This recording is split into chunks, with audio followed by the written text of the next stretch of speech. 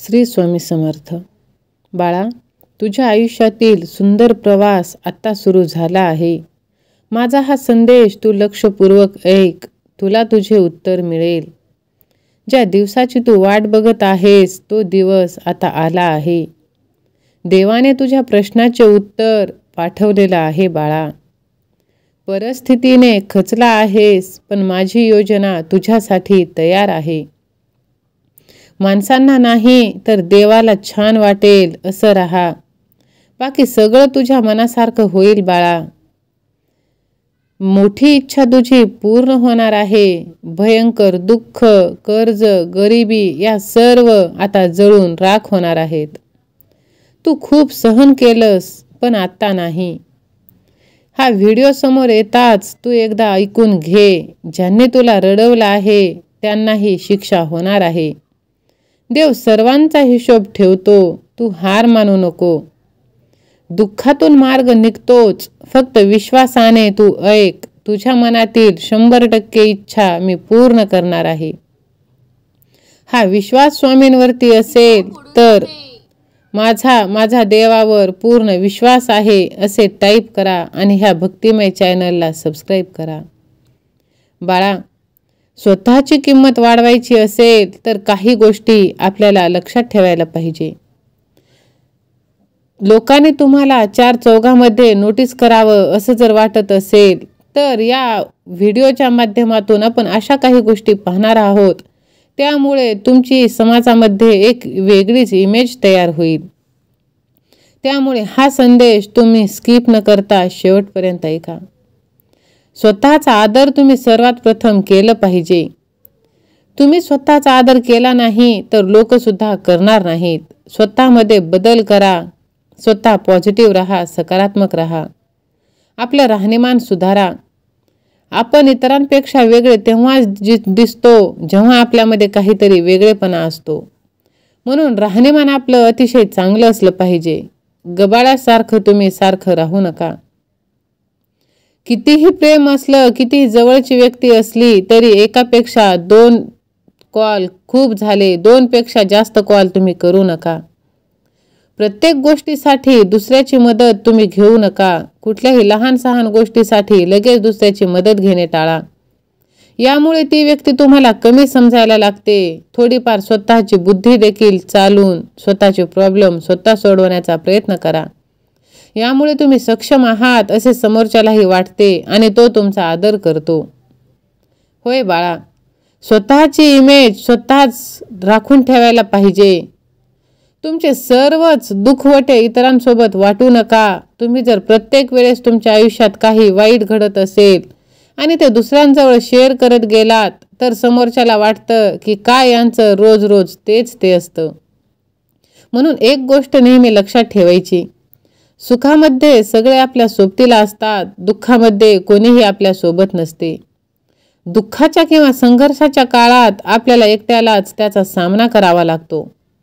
म्हणून स्वतःमध्ये जिद्द ठेवा आणि सर्वच दुःखवटे इतरांसोबत वाटत फिरण्यापेक्षा त्यामधून मार्ग काढून ताठमानेने जगा. यामुळे लोक तुमची आपोआपच इज्जत करायला लागतील आणि तुम्हालाही आत्मसन्मानाने जगता येईल. सध्याचं जग कामापुरता मामा झालेला आहे, अतिशय स्वार्थी. कोणीही गरजेशिवाय आपल्याला बोलत नाही. म्हणून मग आपली वागणूक अशी पाहिजे, ज्या व्यक्तीसोबत आपल्याला जेवढं काम असेल तेवढंच त्याच्या संपर्कात राहायचं. रिकामे तासनतास गप्पा मारत बसू नये. जेवढी आपली जवळीकता वाढते तेवढी आपली किंमत कमी होते. काम असेल तर इतरांजवळ जायचे. इतर वेळेस स्वतःसाठी वेळ देऊन आपल्यामध्ये काय कमी आहे यावरती लक्ष केंद्रित करायचं. अनेक वेळेस आपण लोकांना जरा जास्तच व्हॅल्यू देतो, महत्त्व देतो आणि हीच आपली सर्वात मोठी चूक होते. कारण गरजेपेक्षा जास्त महत्त्व दिलं तर लोक आपल्या डोक्यावर बसतात. स्वतःचा मान सन्मान ठेवायचा असेल तर लोकांपासून थोडंसं अंतर ठेवा. आपण कुणाला किती महत्त्व देतो याची नेहमी काळजी घ्या, म्हणजे आपल्याला सुद्धा महत्त्व मिळत असते. कधीही तुम्ही लोकांचा स्वभाव ओळखायला शिका. काही वेळा आपल्याला समोरच्या व्यक्तीचा स्वभाव माहीत नसतो आणि आपण त्याच्याशी सहजच आपलं मन मोकळेपणाने वागत असतो. परंतु याचा समोरची व्यक्ती काहीतरी चुकीचा अर्थ काढू शकते. कोणाशी जवळीकता निर्माण करण्याआधी त्या व्यक्तीचा स्वभाव ओळखूनच त्याच्याशी वागावे. जसं एखाद्याने जर आपला अपमान केला असेल तर त्याचा अपमानाचा बदला नेहमी त्याच्याशी भांडून नाही तर त्याच्यापेक्षा जास्त यशस्वी होऊन सुद्धा घेता येतो. कोणाशीही वाद घालत बसण्यापेक्षा सर्व वेळेवर सोडून द्यावे, कारण वेळ प्रत्येकाचीच येते आणि वेळच त्या व्यक्तीला उत्तर देत असते. त्यामुळे काही गोष्टी वेळेवरती भगवंतावरती सोपवून द्या. सहमत असाल तर हा संदेश आपल्या प्रियजनांना शेअर करा आणि हा संदेश तुम्ही शेवटपर्यंत ऐकत राहा. जर तुम्हाला नेहमी आनंदी राहायचं असेल आणि लोकांनी तुमची किंमत करावी असं तुम्हाला वाटत असेल तर एक गोष्ट तुम्ही कायमच लक्षात ठेवली पाहिजे. कोण काय करतंय, कशासाठी करतंय, कोणासाठी करतंय याकडे अजिबातच लक्ष द्यायचं नाही. तुम्ही जर या सगळ्या गोष्टींपासून जितकं स्वतःला लांब ठेवाल तितके तुम्ही जास्त आनंदी राहाल. दुसऱ्याच्या आयुष्यात सारखं डोकावून पाहण्यापेक्षा स्वतःचं आयुष्य चांगलं बनवण्याचा प्रयत्न तुम्ही करा.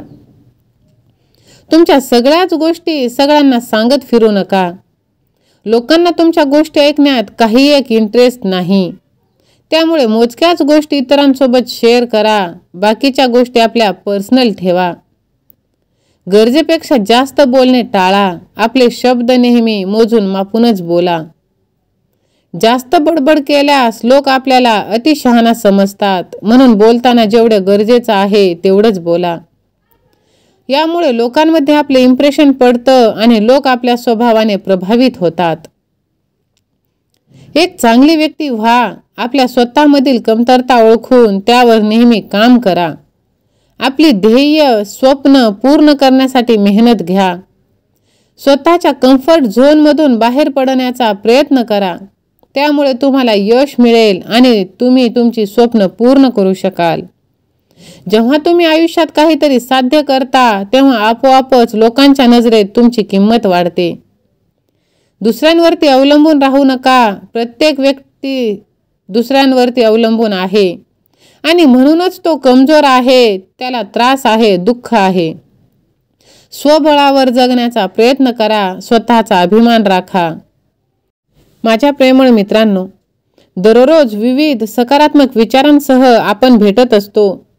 माझे हे विचार आवडत असतील आणि पटतही असतील तर नक्कीच माझ्या चॅनलला लाईक करा, शेअर करा आणि चॅनलला सबस्क्राईब करा. हा संदेश आपल्या प्रियजनांना शेअर करा, कारण तुमच्या एका शेअरने कोणाचं तरी हारलेलं मन हे जागृत होत असतं आणि नकळतच तुम्ही पुण्याचे भागीदार बनत असता. श्री स्वामी समर्थ. जय जय स्वामी समर्थ. धन्यवाद.